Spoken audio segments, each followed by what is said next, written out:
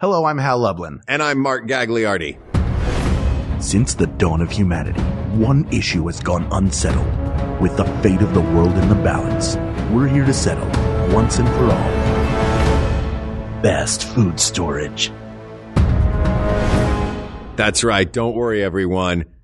We got this. Podcasts should have a theme song. Podcasts should not have a theme song. Yes, they should. No, they shouldn't. They sound good. Yeah, but people are just going to skip past it. You know what? You're right. We got this. Hal, my kitchen's a mess. I have all this loose raw chicken everywhere. Just broccoli hanging off the edge of the shelves. Sure. I've got spaghetti just lying on the floor. I need to put this food somewhere. Where am I going to put it? Is it making you sweat to even improvise this? Because I know how clean you keep your kitchen. Yeah, it just hurts to even joke about such a thing. Today we're talking food storage, and we are talking food storage with one of our dearest friends and the funniest guy we know and the font of information, Craig Cackowski. How are you, my friend? Oh, what a delight to be here for the final episode. Like, this must be the final episode if we got this right. Yeah. Because if you're getting to food storage, you have covered everything. You would think. You would think. We haven't left the kitchen for a whole month. We've done a whole month of episodes that are micro specific to the kitchen. Do you have, Cackowski, do you have a food storage method of choice? Do you have a go-to? What do you go to? That's pretty broadly framed. You know, when by design, when you guys texted me yesterday, I was super excited. You know, always love being on We Got This. Love to see you guys. And when you sent the theme, of food storage system, I was like, oh yeah, that's great. Oh, wait, what is that? What does that even mean? Like, yeah, it feels like it can encapsulate so many things. Oh yeah, but we're going to narrow it down. Of course you are. Yeah.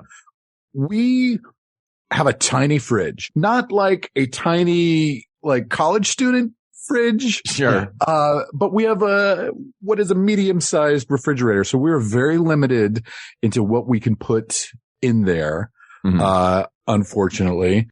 But we do have, I brought one with me. We use these stasher bags quite a bit. Do you guys use these? Okay. Yeah. I know the things you're talking about. I'm not paid by the Stasher Corporation or anything, but these are kind of, the equivalent of a Ziploc bag, but they're silicone, so they can be reused, washed out and reused multiple times.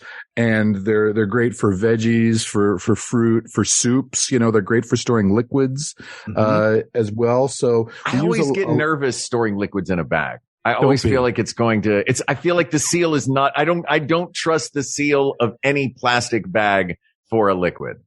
I imagine we'll get into that today, but I think the seal tends to be pretty good on these stasher bags, and the liquid seems to be staying in. Okay. For the most part. So no, I'll back you up on that, Craig. I love them. What's great about them, because they're silicone, they can go in the freezer or they can go in the microwave to reheat, and they can go in the dishwasher to be cleaned, and they keep the seal.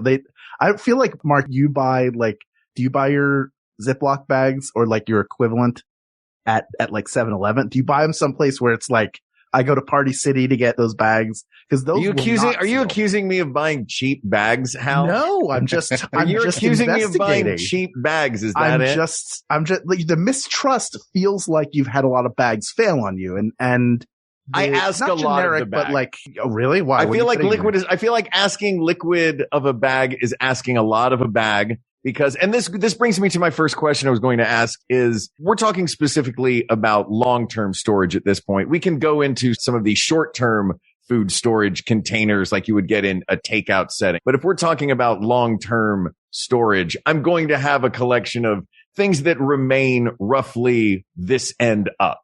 You know what I mean? There's a lid part and a bottom part, and the liquids generally go into one of those. A bag feels nebulous in its shape and the way that it will stay in a fridge, the way it will stack, the way it will sit on a shelf. You know what I mean? You feel like you don't want to put chicken broth in a bag and then lay it flat. Exactly. That is, it feels antithetical to your entire refrigerator. Yes.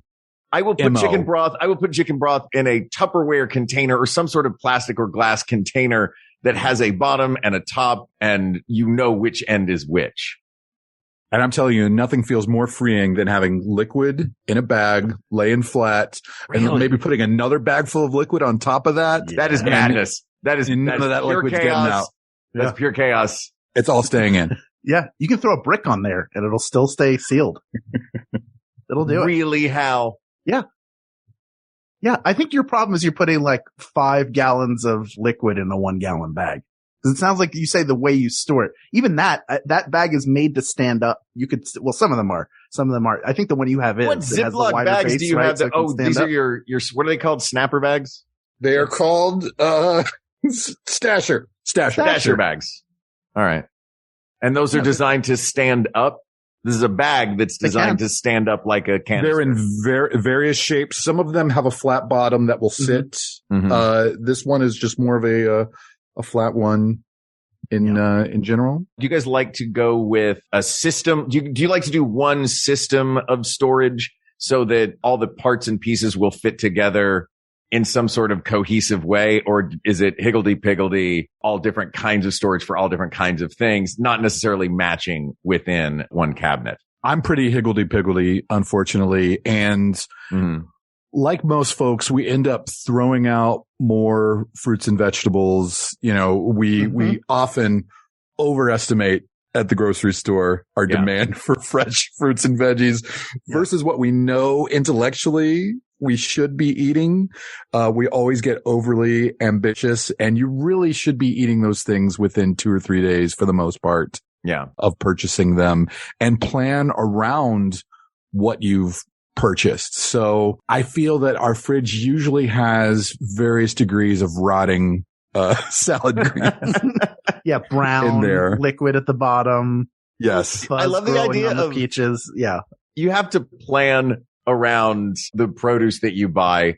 What I always wind up doing is I will go grocery shopping, get everything put away, and then go out to dinner. Yes. Like I've just bought all of these. Yeah. As a treat. I'm like, look at all the good job I did on groceries. Meanwhile, the 5 avocados that are in the exact same stage of ripeness and will all be perfect on the same day are just something is going to go to waste in there. Yeah. Do you find is there a system that you use that prolongs that more than others? There are some containers that are made specifically to either allow moisture in or wick moisture away, or allow the right amount of air in or out to keep stuff a little longer. But I mean, I'm similar to Craig. We have a lot of different storages. You know, we had a system I bought, and then it had to be BPA free, and then it's Let's Get Glass. But then we watch Shark Tank every week. And if there is a good food storage solution on there, I will, before the episode ends, I'm immediately looking for it. I forget what it's called, like the Pizza Caddy or something. Wait a minute. The season premiere was a couple weeks ago. I'm watching it. I'm like, we do order pizza, and wouldn't it be nice if it was all stored in one container that's stacked? So it's collapsible. It's the shape of a pizza slice. Oh my God. And it's silicone. So is it a pizza accordion? It's a pizza accordion. It opens up, and then there are little gray inserts that you use to separate the slices, but they can also be used as microwavable plates. Although they are all clearly, whoever designed this has not had a pizza anywhere but Papa John's or Little Caesars, a place where they're all small. Cause I ordered from, Mulberry Street Pizza, which I assume we're all nodding. We know that's New York style, large slices. I'm trying to put these pizza slices away, and I'm like ripping them and folding them to get them in there. I ate a slice before I just you ate a slice just for storage purposes? Yeah. Well, like 3 slices. Keep telling yourself that. Yeah, they were playing Near My God to the end. I'm stuffed. I'm like, I love pepperoni. It was just mindless at that point. Craig, I didn't enjoy it. Who am I kidding? I was just a grinder machine. Although you are a guy that, like we talked about this last week on the show, you are a kitchen gadget fan. Yes. You are also, to my knowledge, what degree does your kitchen storage fanness reach? Do you take your cereal out of the boxes you purchase them in and put them into special cereal containers? Maybe. Fair. I might have 4. Look, at the beginning of the pandemic, I was like, I don't know how long we all have. I want to get all the storage. And at the time I was only eating cereal I was doing the slow carbs. So it was only sugar. It was sugar cereal. It was only on Saturday. So it had to keep for longer. So I got those, cereal saver. I have 4 of them that have different cereals in them. Now it's like Raisin Bran. And I think one has some generic version of grape nuts in it that I just look at it and go, I'm going to throw you out. It's been too long for you. I've moved and you came with us. How is that possible? Hey man, dunk a banana in grape nuts. It's still one of my all-time favorite treats. Sure. It's a texture dream. Yeah. But I will do that when I make soup now or chill. This is another great Shark Tank thing. And I think this should be considered. Have you heard of Super Cubes? SOUPER? No, man. Very clever. Yes, it's very clever. Silicone again. It is a tray. Similar. Mm-hmm. There's one that is almost the exact size of an ice cube tray and one that is much larger. Each pocket holds a cup of liquid. So you can do soup or chili or whatever you want. Then you put the top on it. It's got a locking top. You put it in the freezer. And then, so I made chili weeks ago and it's been sitting in the freezer. When I want some, I take a cube, pop it out. I know it's a cup. I reheat it in a pot for a little while and then it's it's fresh. I like that. That's smart. Yeah. They got an investment. I think Lori invested. They got exactly they didn't have to give away too much equity. It's like that's when you know it's a good product when they don't get hammered on the equity. That's not what we're talking about here. Stop staring at me like that, Mark. How many years have you known me? 20 years? Yeah, 20 years. Can't be a surprise. No, this is not a surprise at all. I know you like your kitchen stuff. I like my kitchen stuff too. Sure. I like uniform kitchen stuff. So I try to get the set, but I can never maintain the set because I'll take stuff to someone's place and you'll bring a dish to someone's place. Someone will bring a dish to your place and very quickly everybody's food storage containers are all a jumbled mess. Mm-hmm. I think if we're going to narrow this down, I think we can take a look at some of the major categories of food storage that we're going to be dealing with and see who goes through to the finals. And this is back to antiquity? This is back to antiquity. We're going back to antiquity. We're going cave. to, food storage system number 1, salt. Mm-hmm. Massive amounts of salt. Sure. Yeah. Entire cities have risen and fallen on the currency or what was once a currency called salt. So we can look at different types. Do you guys have food, like flavor wise? Do you have a particular method of food storage and rejuvenation that works best for you? Are you I like it frozen and reheated? Are you I like it canned and then brought back? Are you dried and rehydrated or just dried in general? I guess I don't dry and rehydrate very often, though that sounds intriguing. Sure.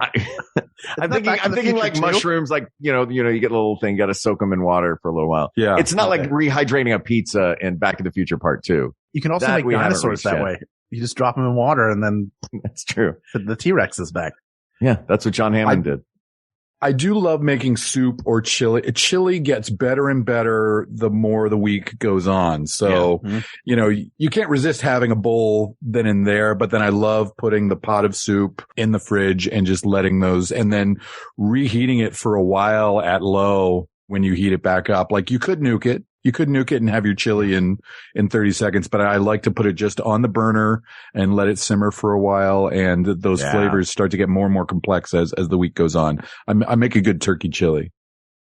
I need a recipe from you because the last chili I made, I hated, but I ate it because I didn't want to, just over time. I was like, well, all right, I'll eat the last of this because it just has to go away. I didn't even have Jennifer try. I was like, it's going to be too hot for you. You're not going to like this.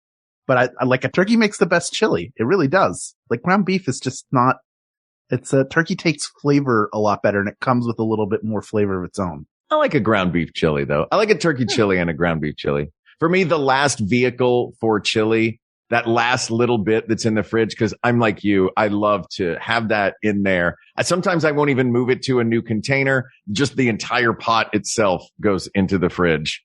To take it out, set it back on the stove, take it off, put it back in the fridge, which is probably not the best way to do things or the most efficient for energy, but that's the way I like to do it. But the final vehicle, the final vehicle for me for a pot of chili is I go and I buy a bag of tortilla chips or some of those scoops, some of those Trader Joe's scoops. Sure.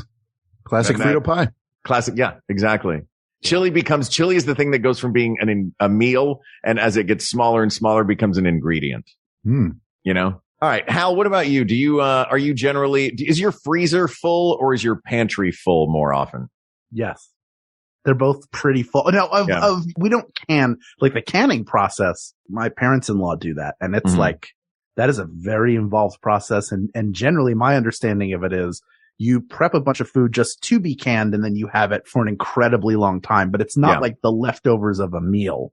So to me, that doesn't even, like when I think of food storage, I think more of you had a meal, there's some left over. What do you put it in? Is it a bag? Do you put it in a bowl or a plate and put saran wrap over it, which there's no way on earth I would quit before that one, because it never, the best thing that saran wrap clings to is itself. The second you separate it, it's a mess. And the aluminum foil, when you put it over something, it holds the shape nicely, but there's nothing clinging. So it's not really like it's doing a perfunctory job of covering the vessel, but I don't think it's really keeping anything fresh.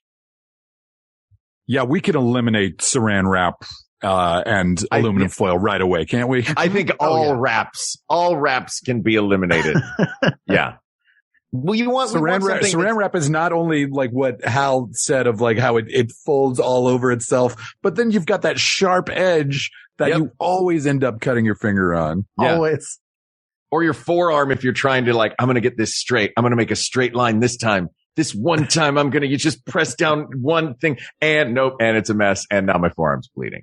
Yeah. All of those wraps I think are fool's gold. So how important is air tightness to you? Are we talking, and Craig, I'll ask you this. Have you ever done the mason jar canning, like put it in the heat and it'll stay for a year kind of thing? Yeah, like pressure cooking.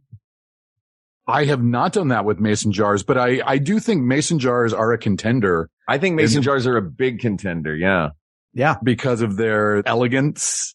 We have a lot of mason jars. We have chicken broth, we made a while ago in the freezer in a mason jar. Thank God it's not in a bag. I'm just glad it's not next to that bag of frozen milk, right? What functions do mason jars serve in your home aside from food storage?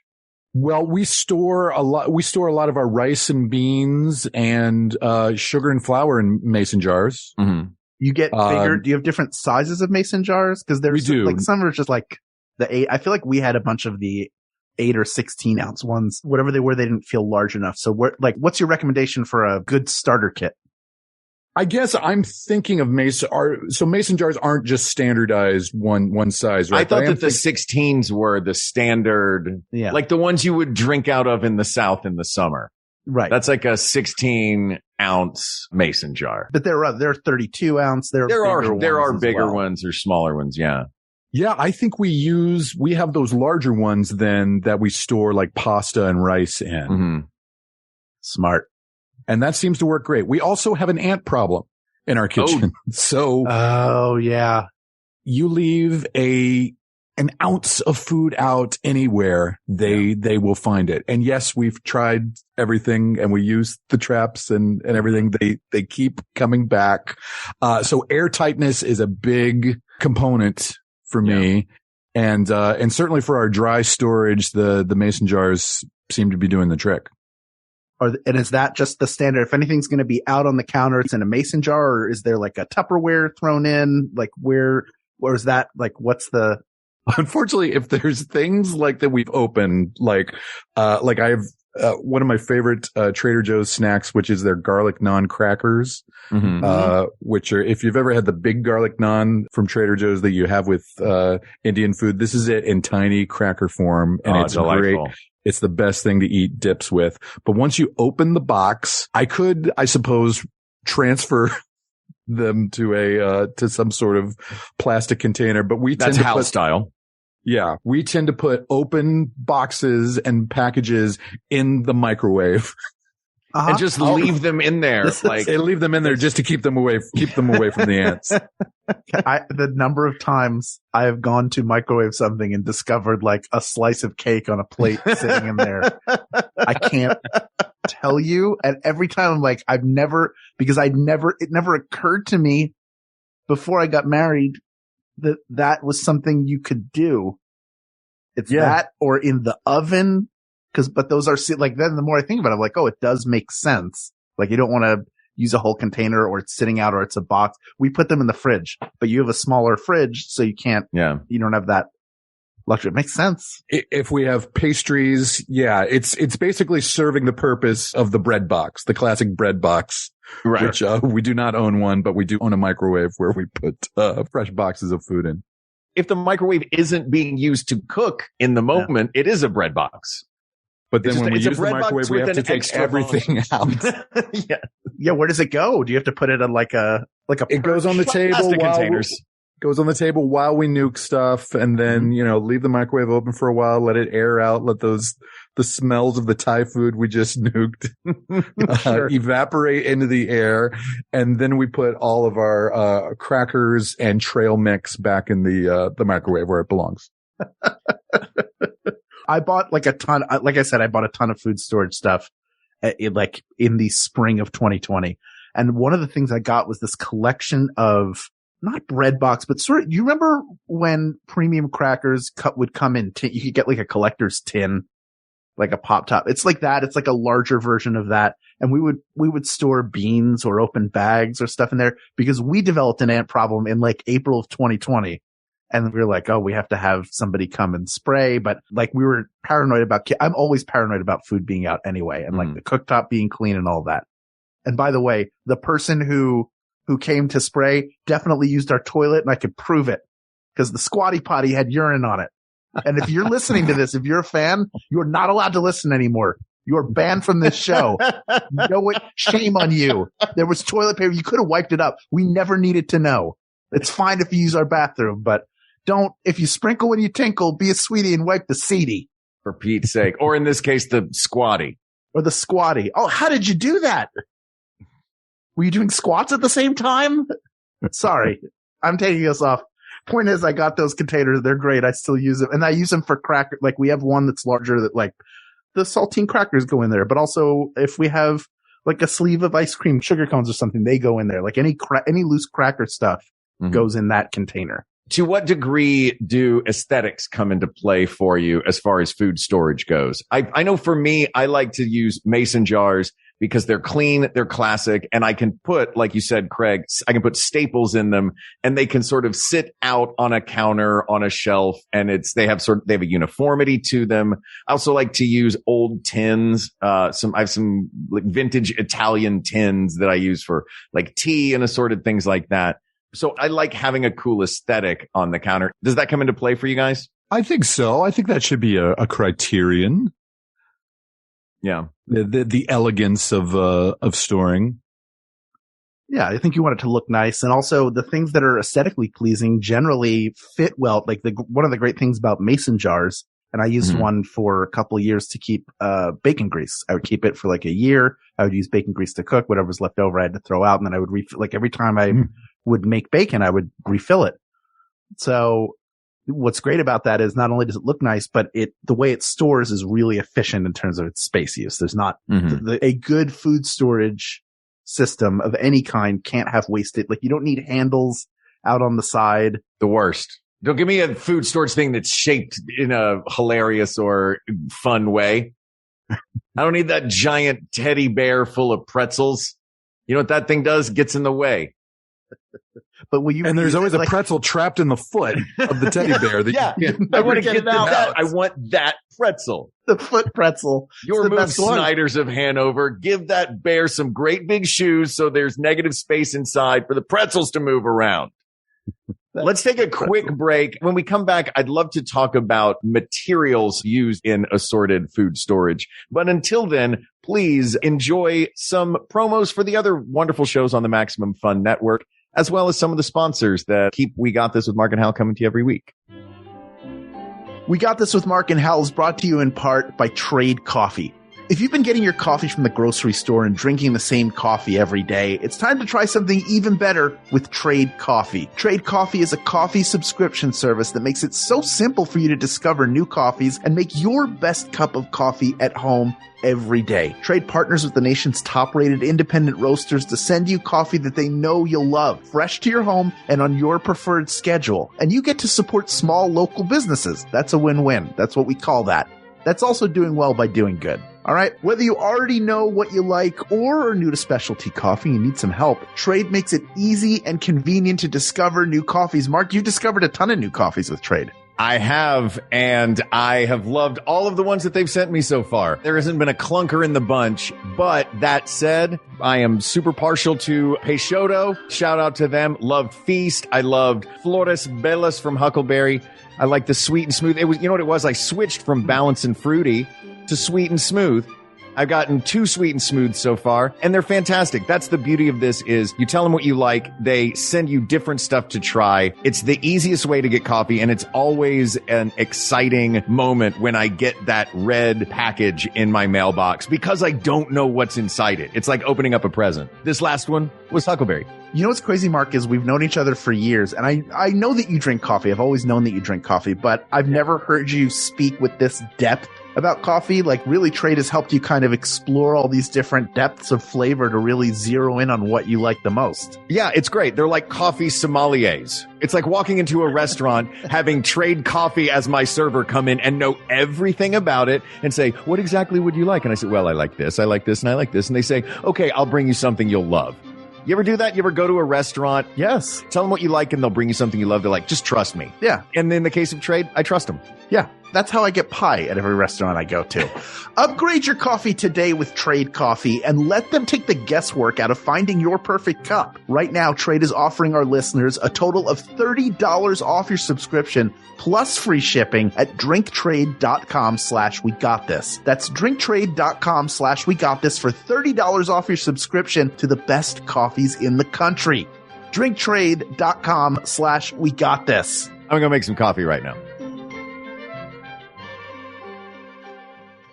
I'm Lisa Hannawalt. And I'm Emily Heller. Wow, Emily, we've been doing this podcast for 10 years. I know, but hey, don't worry. You can jump in at literally any episode and hear us talk about some of our favorite stuff. Caterpillars becoming butterflies. Martha Stewart flying around in a private jet full of trees. Yes, you heard me right. Trees. Neighbors becoming enemies. Just kidding. Whatever messed up stuff we can find on Wikipedia. Our impeccable taste in everything from dogs to TV shows to bodily functions. And horses. Lots and lots of horses. Come for our horned up rants about the world. Stay for the catchy theme songs. You might not learn anything, but we're a good hang. Baby Geniuses. Every other week on MaximumFun.org. Hi, I'm Jesse Thorne, America's radio sweetheart. And I'm Jordan Morris, boy detective. Our comedy podcast, Jordan Jesse Go, just celebrated its 15th anniversary. It was a couple months ago, but we forgot. Yeah, completely. Our silly show is 15 years old. That makes it old enough to get its learner's permit. And almost old enough to get the talk. Wow, I hope you got the talk before then. A lot of things have changed in 15 years. Our show's not one of them. We're never changing, and you can't make us. Jordan Jesse Go, the same forever at MaximumFun.org or wherever you get your podcasts. During the break, we got to talking and we all went to our respective kitchens and got some of our favorites that we think might be contenders. But first, I want to talk a little bit about materials. What do you think is important in food storage material? And what do you think are the contenders? Durability. Yeah. Yeah. The ability to get an airtight seal. Yeah. Yeah. Safety. Like ant proof. Like the plastic. Yeah. If anything that keeps ants proof. out, that's pretty much it. This is it's an entirely ant based thing. But yeah, like something that's not like like BPA free is important. Right. Like as we learn more about the materials we're using to store food, that becomes, I think, important. Something that is not going. Where to do you trade off chemicals? Do you trade off in durability for, like, glass is non-porous but is not as durable as plastic is. But plastic, you're going to wind up with, the smells and the stains and the potentially fumes from, cooking stuff in the microwave in a container like that. Right. But what are you doing with it? You know what I mean? Like, this is glass. What's great about it is I can freeze it, go fridge, freezer, microwave, dishwasher, except for the lid. The lid you don't obviously want to put in the microwave. But I'm not smashing it on the ground. I could drop anything, but I don't buy it because I don't want something that can ever break. Right. So I've always liked plastic just because I feel better about stacking it. Like, you don't get that scraping. So that is kind of an advantage of it. But it used to be growing up, we had Tupperware, which obviously is classic. Yeah. But also I assume both like actual like TM trademark capital T Tupperware. Yeah. I don't think we ever had that brand. Top. It had like a ridged top to it. And then the pitcher, we had the brown pitcher with the push button at the top that the iced tea would go in. Amazing. But where was I going with this? Completely lost my thread. No idea. Wait, was the Tupperware purchased at a Tupperware party? I don't think it was at a Tupperware party. I think, maybe. Because that really was a multi-level marketing scheme, wasn't it? It was. Yeah. Tupperware was the original Young Living Oils. I'm surprised, or Avon. Avon also, like, they were both.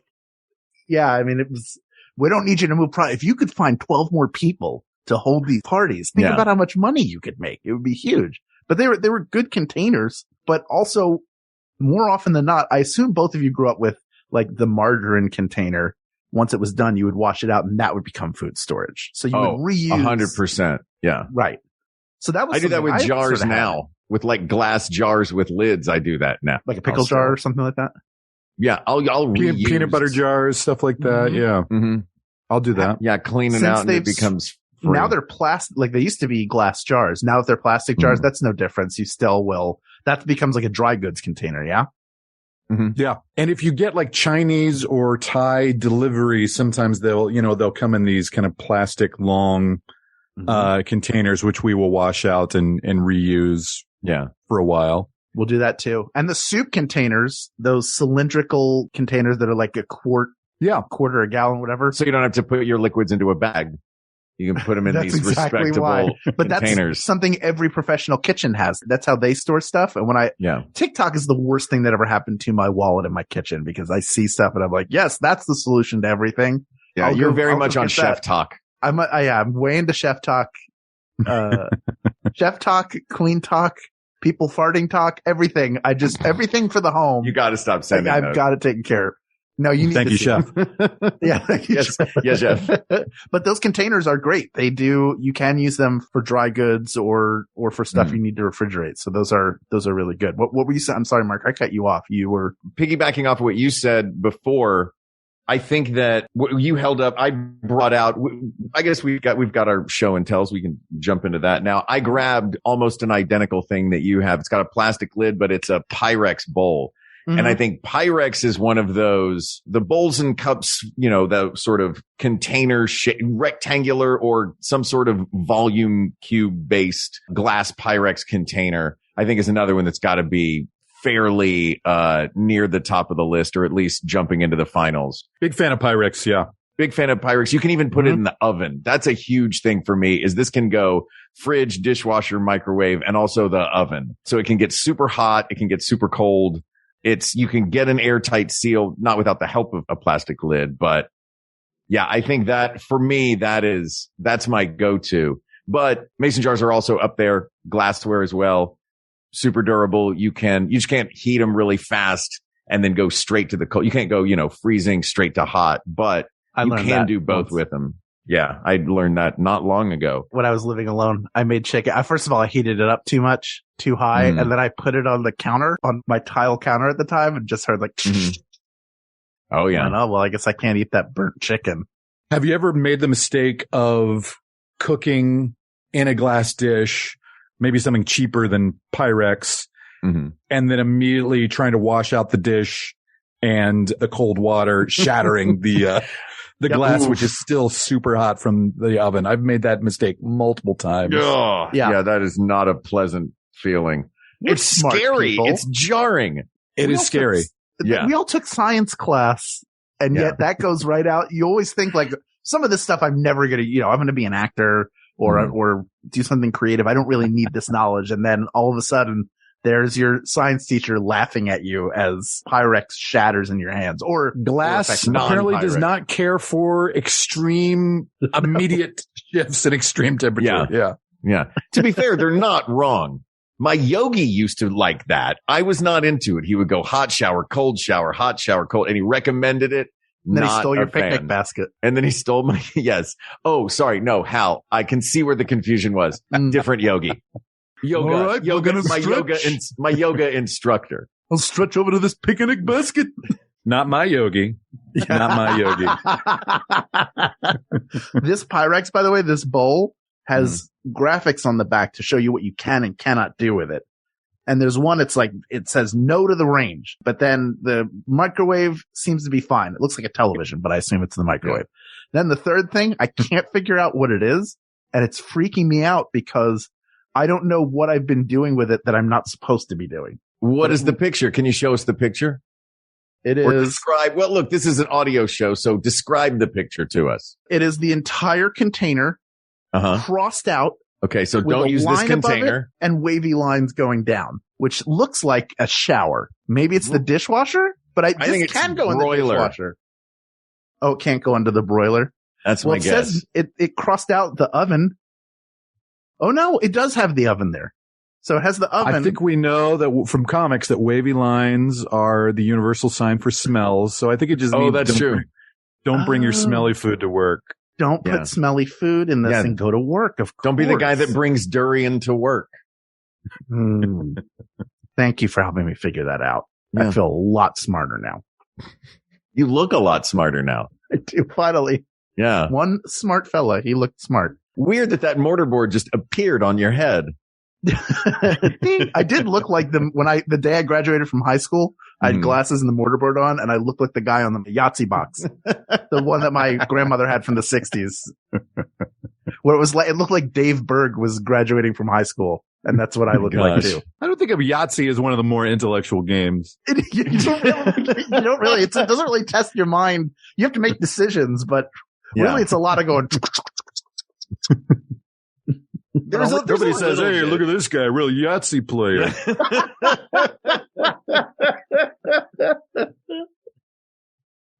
Oh my God! So I did pull out. Yeah. What do you have? Pull out. This is a classic Mason jar. It says Mason on it multiple times. Like, so Mason really is a brand, I guess. Yeah, and also a secret society. Okay. Just like they want to keep their club to themselves, like their jars keep everything in. Yeah. But we use these a lot more, which are the claspy top Kilner jars. Yeah. Oh, is that what they're called? Okay. And I guess Kilner is a brand established 1842, but I don't know if this is a larger category. So this is kind of the metal clasp top, but it's also kind of lined with rubber there to get a tight seal. So that we've got hinged. This is a glass lid with a rubber gasket that is hinged on top with a wire latch. Yeah. And we have some of these that are quite large. Those. And they're really elegant and nice, and they do the job. We've got a little bow tie pasta in there that's just waiting to be cooked someday. Yeah. Doesn't it make you feel like you're in like you live in a restaurant, like in a good way? Like, oh, I must be in a fancy Italian place because the pasta is out on display in these glass jars. Yeah. I mean, it's hidden away from the ants in a cabinet. Actually going through, we always feel like it's such a pain in the butt to go to the grocery store. We always feel like we don't have any food here. And there's looking through the cabinets. I'm like, oh yeah, there's stuff that I could make all the time. Entire meals. There was entire meals sitting there that it's not going to take long for me to make that I just don't think about, like all this pasta that I have stored. They're stored too well. And I do think I do think that bow tie pasta is the official pasta of put me in a glass jar and out on the counter in your Italian cucina. Like that, visually, it's that pasta, I feel like. That and like a tricolor linguine. That's in exactly. This long jar. That's very like visually pleasing. Like, oh, what am I, Brooklyn? Yeah, you'd feel like You're in a classic Italian restaurant. What did you bring, Mark? I grabbed, because the things that I grabbed that I think are my biggest contenders, I brought the Pyrex out, the Pyrex, in this case, rectangular container. I have the round ones as well. Sure. A classic mason jar. I'm talking, screw lid and then the little seal, that little piece on top. Because the mason jar for me, because it feels like the one that started it all, going back to Napoleon's army and one of his soldiers figuring out that if you create a tight seal and heat it up, that food will last for months and years. And this is as close, I think, to the original function of food storage as we have. And I think it's the most elegant going right now. So I think that is up there near the top for me. I also grabbed just one of these big rectangular, like, gasket sealed staple containers. These specifically rectangular because I like the stackability of them and the storage space use, because I think that food storage, we're trying to accomplish a couple of things, and there are a couple of things that come in handy, which is how many different environments can it be in? Super cold, super hot, room temperature, long time. How long does something stay shelf stable, and how little space can it take up? You know what I mean? And some are great for some things and some not for others. Ziploc bags, great for being super, super space saving. Like you were saying at the beginning with your small fridge, you use the silicone bags for that. Mm-hmm. Other things not so useful for. But what else did you guys bring on show and tell day? Anybody have anything else in their collection that they wanted to shout out? Did you show us your cubes? Hal, on Mike? Yeah, I have. I do have them. I'm going to show them. Let's see what I didn't bring, because you brought up something, and I'm sitting here realizing, like, I have some storage containers. When you showed that, I assume that's flour in that gasket sealed, or sugar.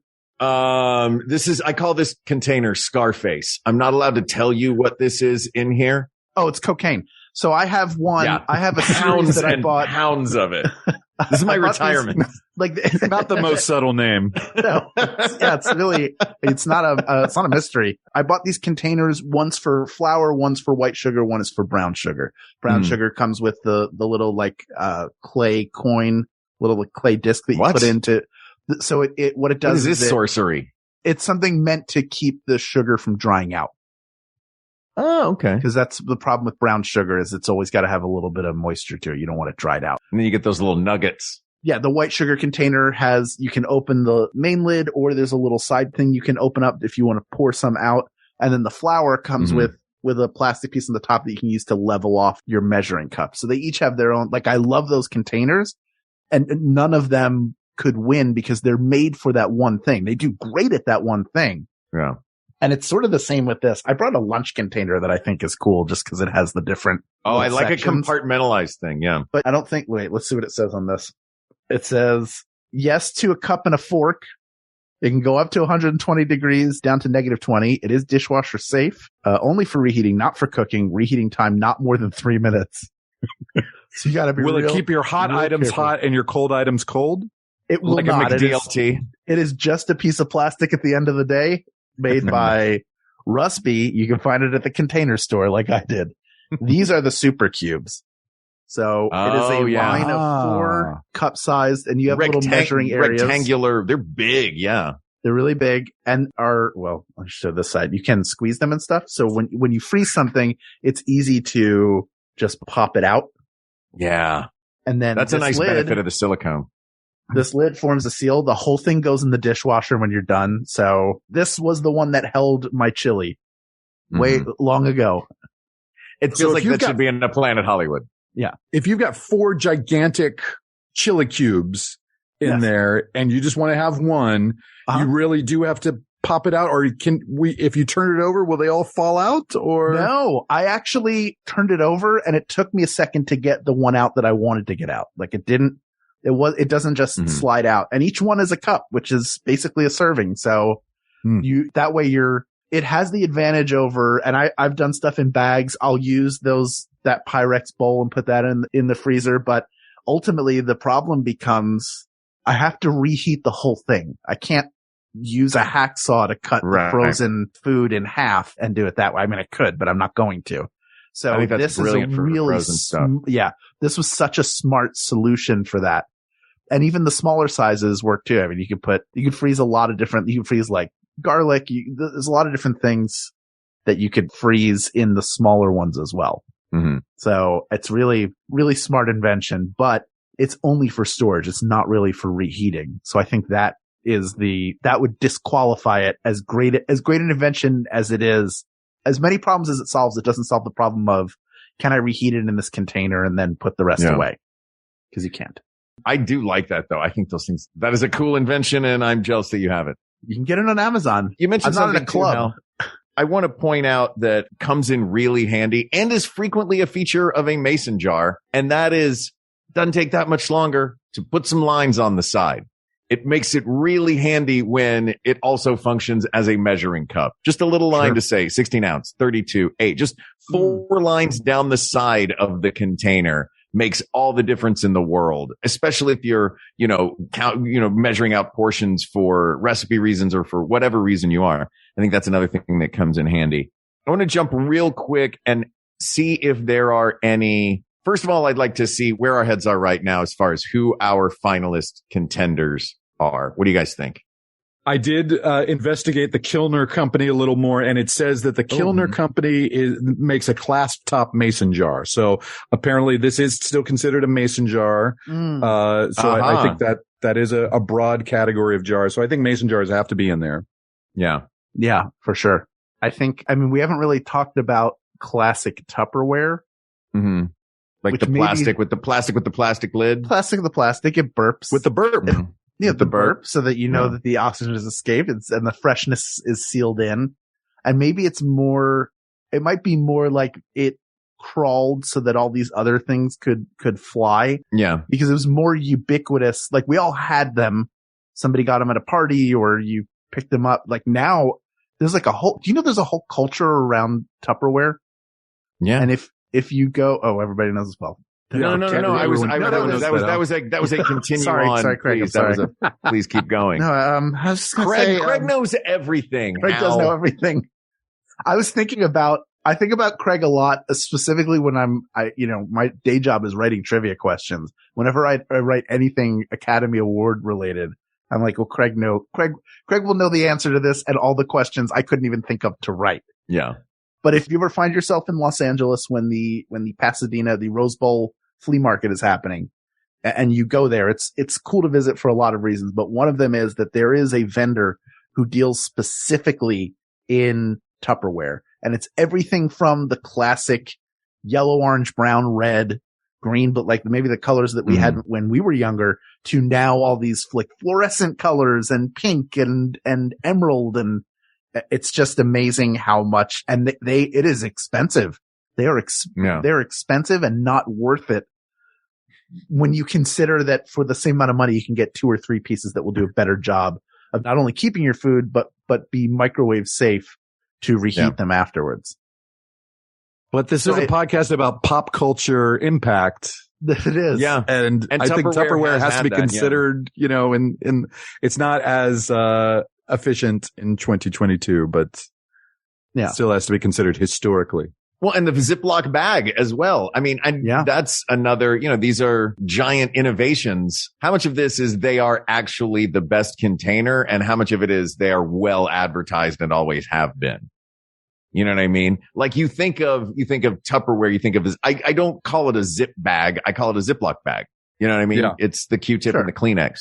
They didn't always have like the zipper that you could run all the way down, because that makes it 200 times more efficient than the old of like, do I have it all, where you're trying to push every little portion of it down. That's the old system. And I still like with anything that's why you're worried about my stasher bags, Mark. I think that's what it is. The liquid, because you're used to those little baggies where you had to like individually flatten it out, and there's always going to be some part of it you don't get. Yeah.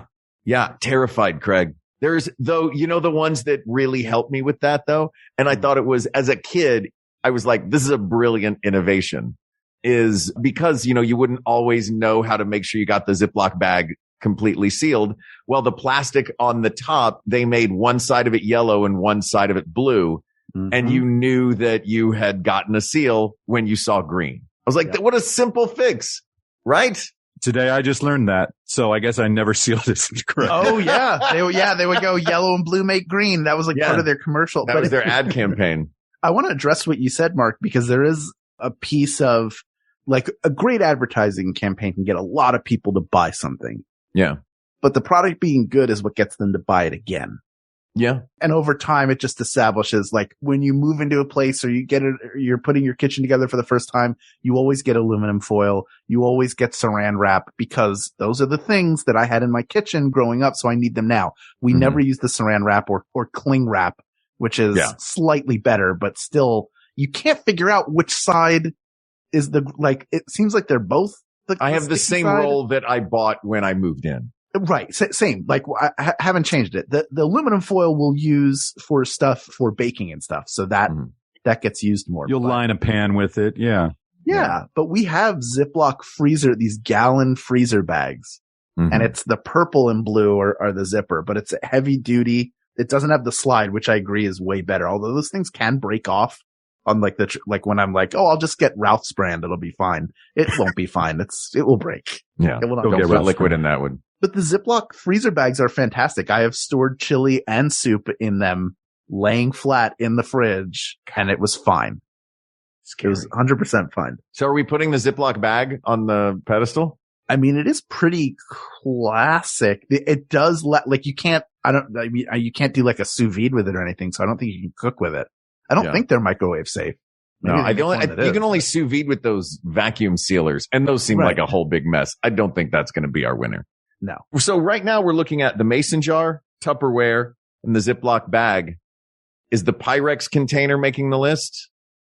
Yes.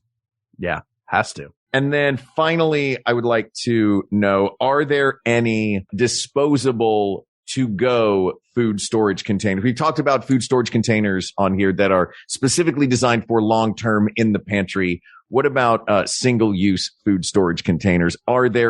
I realize how wasteful they are by their very nature, but are there any that might make this final cut? I would argue maybe the aluminum pie tin when used as a to-go vessel because it is the cleanest version of recycling at the end of the day. You're not recycling plastic, or in that case, the compostable Whole Foods box would be another one. What do you guys think? I think the styrofoam box can go. Yeah. That's the worst, right? Absolutely. They're really bad. I do like the Chinese food containers just because they're memory evoking, not because they're particularly good. There's an elegance. Anything. There's a New York City sitting on the floor of your place you just moved into elegance to a Chinese food container. Correct me if I'm wrong. Similar to there are other containers where you can do this, but you can undo the folds on the side and it becomes a plate. Am I dreaming this? I also saw that TikTok. True? I didn't see it on TikTok. I swear I saw it somewhere else. It was back in the day. Yeah. Apparently you're supposed to do that with the ketchup cups too. It was on E-Bombs World. That's how long ago it was. Real ones know. In your 20s, everybody has a Chinese container of fried rice with you can't date how far back that it goes in your fridge. It just lives there for a while. You said for your 20s. It's for the duration of your 20s. Yes. Even the smell gives no like that's what we all do, right? When we open a container, you go just to see if No, if it's been in there a long time, straight to the pan. I don't want to know. You're really straight to the pan, burn off whatever's living on there. You are such a Mr. Magoo. It blows my mind that like the amount of hospital and jail time you've avoided in your life is unreal. I hope it never catches up with you, but that has got to be one of them. Like, I'll just throw it in there and cook, spray and pray, like whatever's in there. But also you've seen Mark's refrigerator, right, Craig? Yes. It very rarely has anything in it. It's very few ingredients. Like you are very efficient in your use of food. Yeah. But the things that are in there have been well thought about. Yeah. It's well considered. Yeah. What about the humble can? We haven't mentioned the can of food. A tin can. Tin can. It's a container. It's food storage. Armies march on it. The can opener won our best kitchen gadget episode. Oh. So if the best kitchen gadget is the can opener, do we have to talk about the can? I mean, it stacks. It's made of a nice material. I guess we don't think of it as much because we, food companies can for us and we buy the can and it sits there for a while and then we open it and then immediately throw away the can. Yeah. I think there are people who can at home though. I'm not one of them, but yeah. I mean, this feels more like we've narrowed this down to reusable or at least potentially reusable food storage. Almost everything we've talked about, you use after you have already eaten some of your food or after you've opened a container of food that is meant to last longer. Yeah. So I think that feels like that's when I think of storage. That would open up a whole new can of worms too, of the way that food is packaged in the store.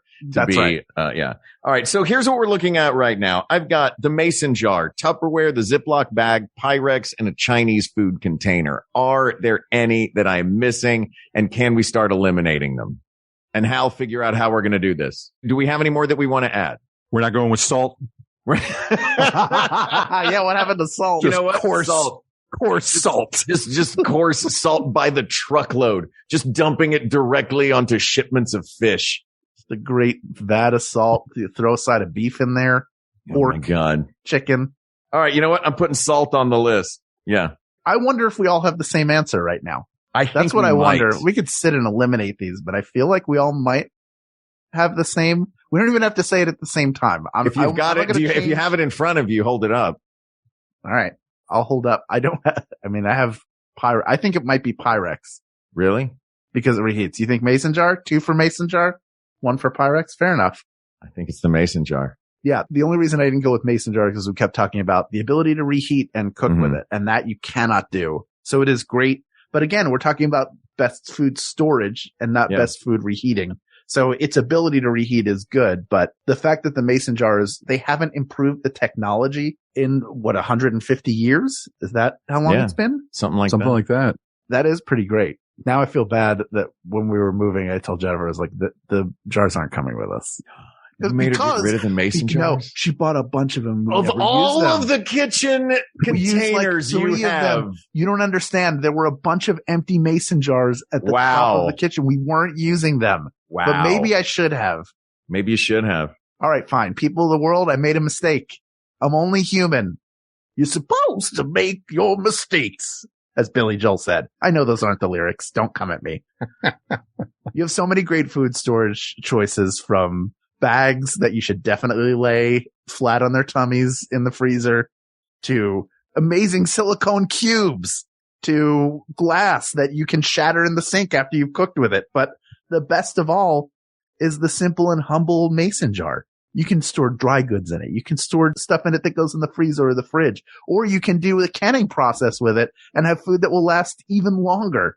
So it really does it all. And that's what makes it the best food storage ever. And it still remains on the top of the hill. It has not been usurped yet.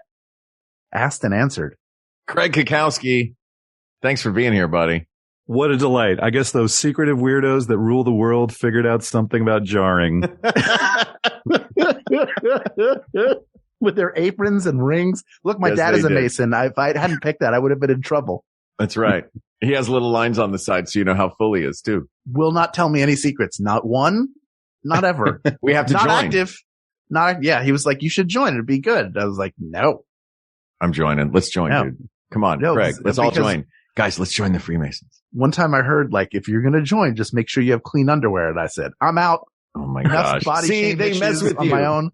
They mess with you because I was doing a show once. We were doing a sketch show, and one of the guys in the group was a Mason, Lamont King. And just to mess with me, because he knew I was obsessed with stuff like that and thought it was really cool. I would write a sketch, or we'd sit around and we'd, come up with some new bit, and he'd go, "You can't do that bit." And I'd go, "What do you mean?" He'd go, "Trust me, don't do that bit." And it just tickled me every time. Yeah. But, Cackowski, thanks for being here, buddy. Where do you want folks to find you? What's going on in your world? Oh, at Cackowski on Twitter, C Cackowski on Instagram. Social media is poison, getting worse all the time, but that's where to find me. Good point. And, yeah, there's going to be a thrilling adventure show soon. Maybe we can't say anything about it, but I'll be excited to play with, you fellas again. Amen. Pretty soon for a live thrilling show that hopefully we'll put out as a podcast. Hope so. And, I'm in, History of the World Part 2, the television series, sequel to the Mel Brooks movie. When does this happen? That's awesome. I haven't heard anything about a launch date, but I'm just in one episode. I think it's going to be on Hulu, and I play, Joseph Stalin, who I also played on Drunk History. So. Wow. Hollywood, you figured out my type. Was it did you ever imagine when you were younger and you saw History of the World Part 1 that not only would the trailer at the end of it come true, but that you would get to be in it? It's got to be like pretty cool, right? I thought it would be Dracula Dead and Loving It, the sequel, but get Amy Yazbek on the horn right now. No, I mean, that's the weirdness of the life we've chosen in comedy. And I've been lucky to, meet and have worked with so many of my idols, and so many of them have disabused me of the notion of thinking they were great. No, they're only Chevy. No, they're all great. They're all great. But yeah, it's surreal and weird. I did not get to meet Mel.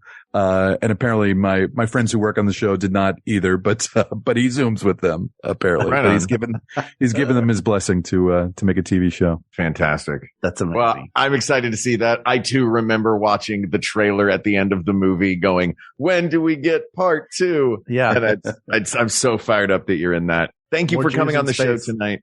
This topic is closed, but there are many more topics to discuss. So please reach out to us on Twitter at We Got This Tweets, or email us at wegotThisPodcast@gmail.com, or go to Facebook, talk about and share pictures of your food storage of choice. Facebook.com/group/WeGotThisPodcast. Thank you to producer Ken Plume. Go to Patreon.com/Ken Plume to support all of the wonderful things he's doing that are not this. Also, researcher Kate McManus, graphic designer Uri Kilman, and QA engineer Jen Alba.